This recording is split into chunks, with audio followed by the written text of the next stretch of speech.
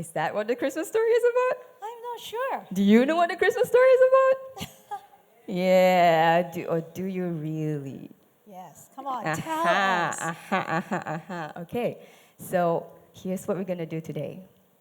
I want you to forget everything you think you know about Christmas.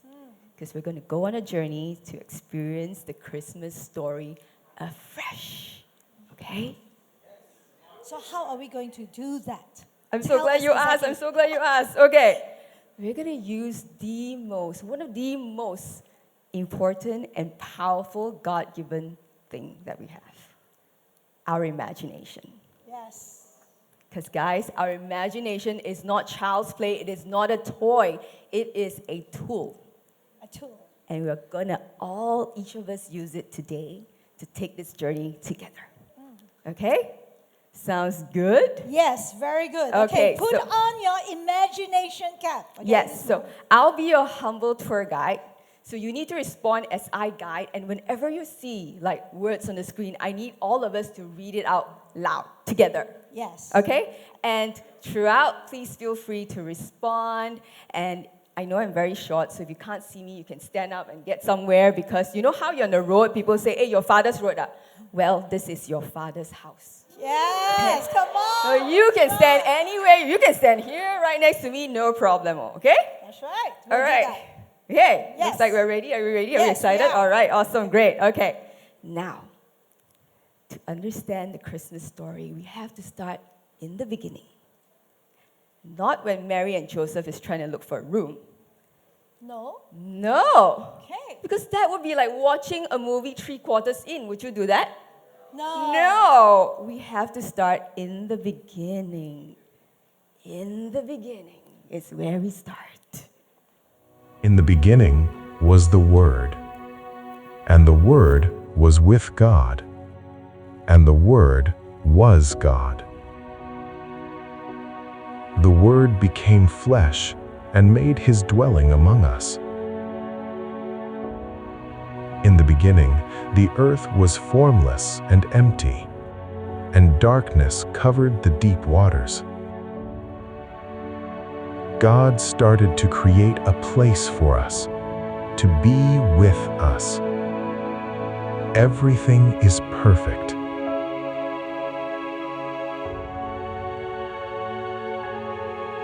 That's the context in which the human heart was created. In the perfection of the Garden of Eden.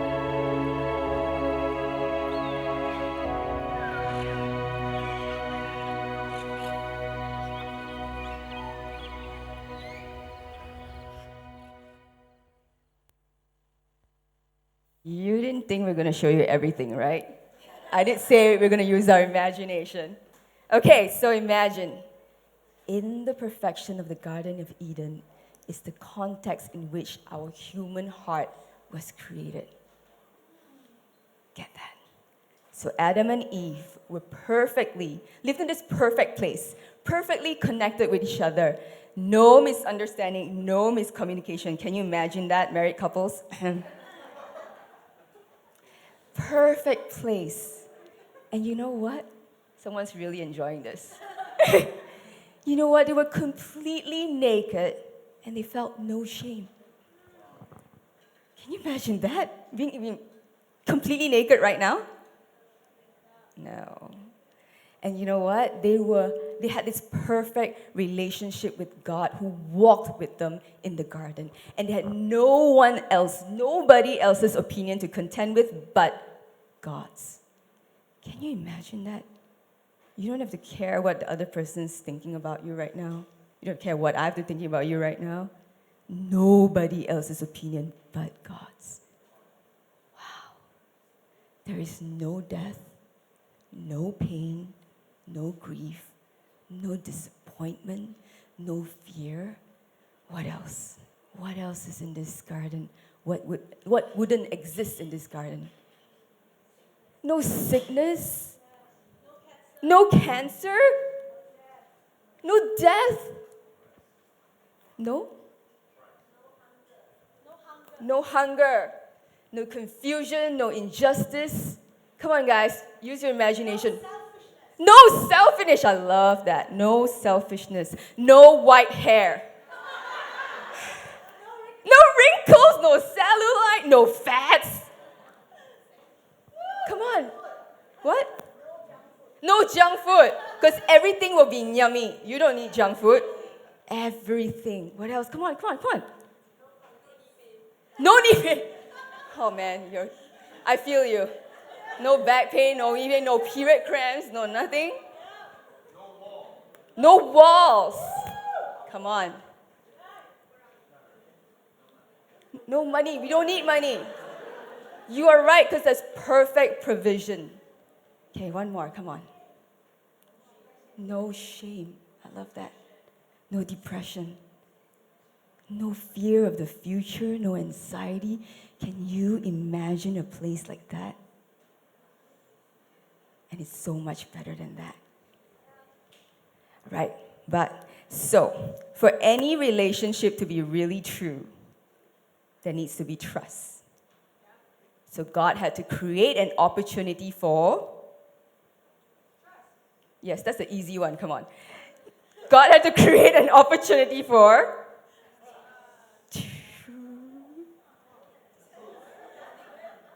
You got the memo, right? This is a team effort. Okay. Trying, okay. So God had to create an opportunity for trust. Okay, we can do this one more time. God had to create an opportunity for... All right. Thought we'd be here till New Year's. Okay.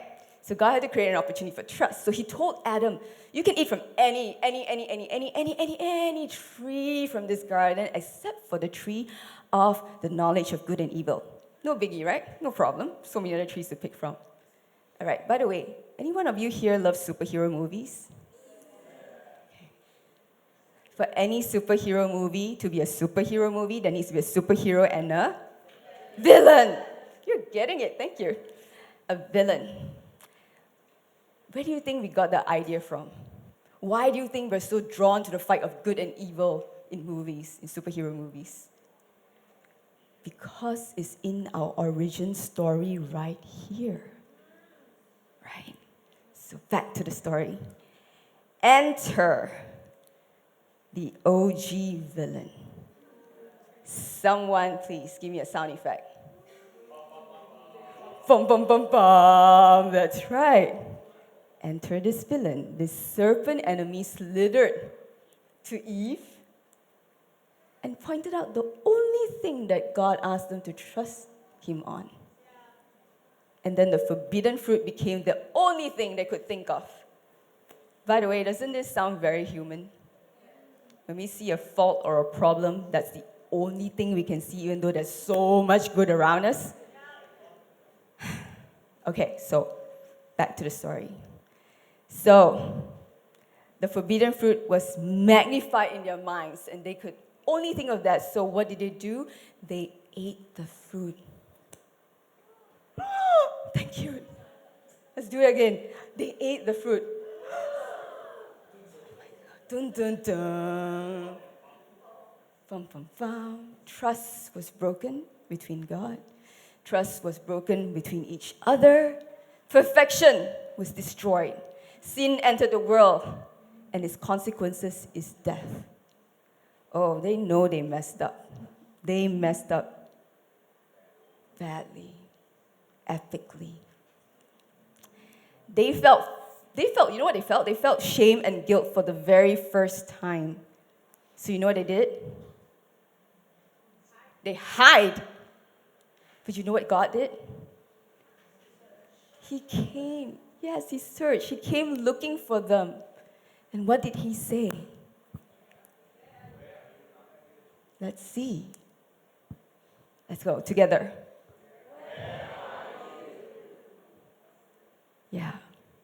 Except I don't think he said it like that. I think he said it, where are you? I want to be with you. I created this place for you. Why are you hiding? Can you imagine the ache in his heart? What did he ask next? What did he ask next?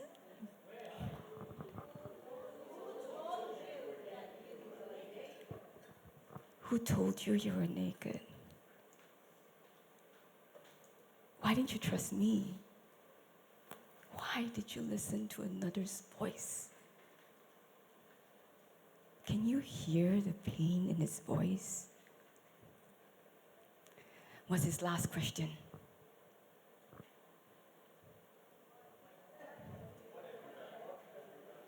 It wasn't, what have you done? What have you done? Now we can't be together. We have to be separated. Can you feel his heart shattering? This is what happens next. Let's go. Together now.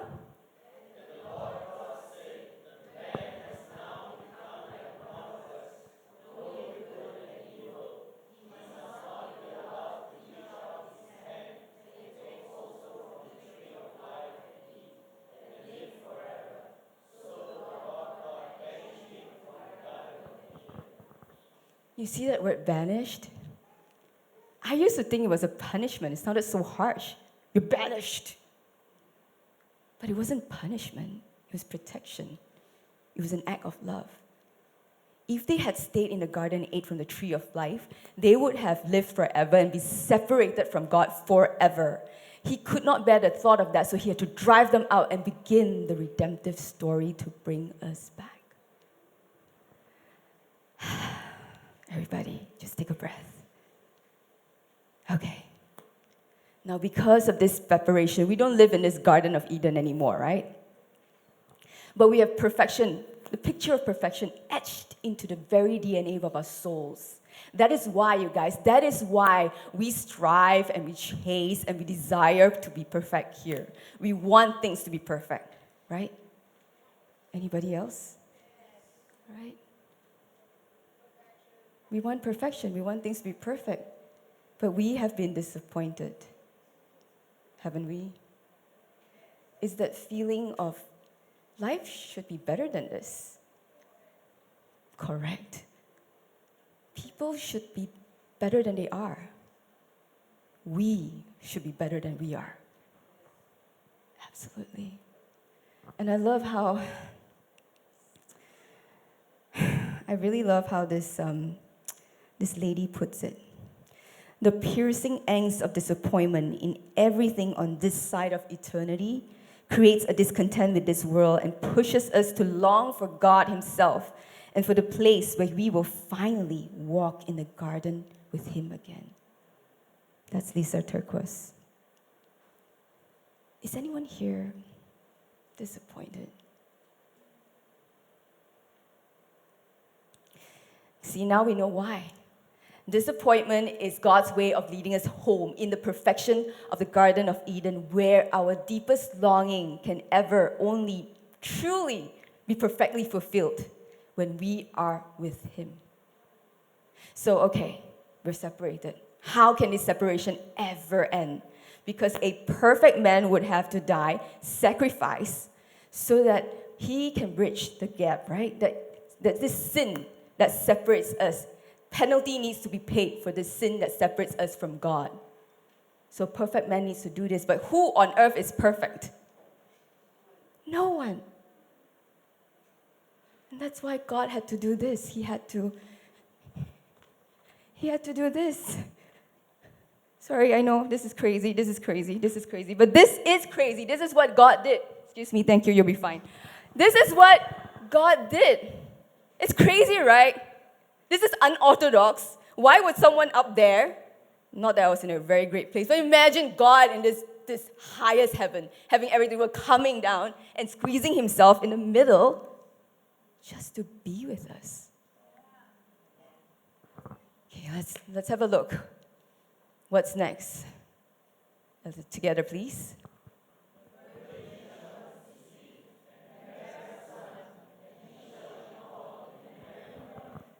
Do you know what Immanuel means? God with us. This is Christmas. Jesus Christ came down from heaven, took the form of a man to be with us literally. Do you see that? Okay, what's next? Let's go make someone else uncomfortable now. What's next? What's next? For we, thank you.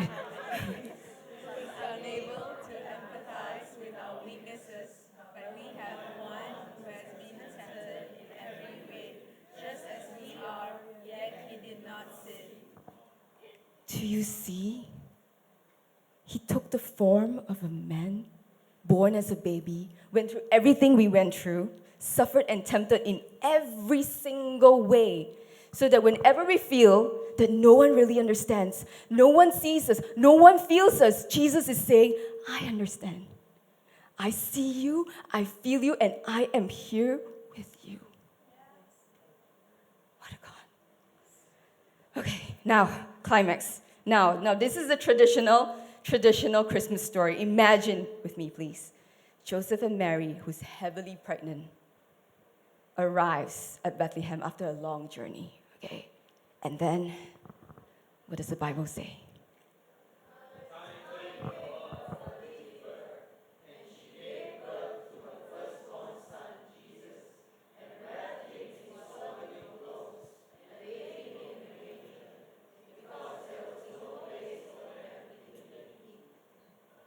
Do you know the significance of firstborn son, swaddling cloths, and manger? I tell you. Don't worry. I got you. Traditionally, under Jewish law, the firstborn male, unblemished lamb is considered sacred. They were set aside to be sacrificed as a penalty for sin. They would be wrapped up in swaddling cloths and placed in a manger to protect them before the sacrifice.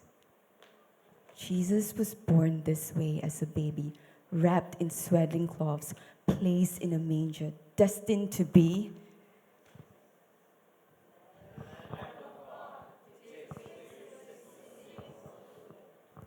Do you see?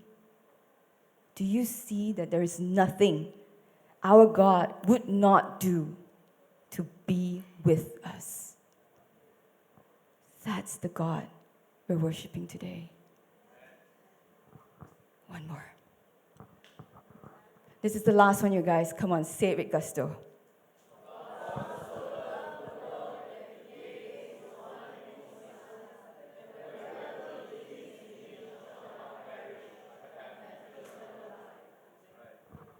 Because of Jesus, our deepest disappointment will no longer end. Our deepest longing will no longer end in disappointment, but in a promise that goes beyond this life into the eternal reality with Him, where we walk with Him in the garden again. Do you see that the Christmas story is actually a love story? A love story of a God who would do absolutely anything to be with us. Isn't He worthy of being worshipped?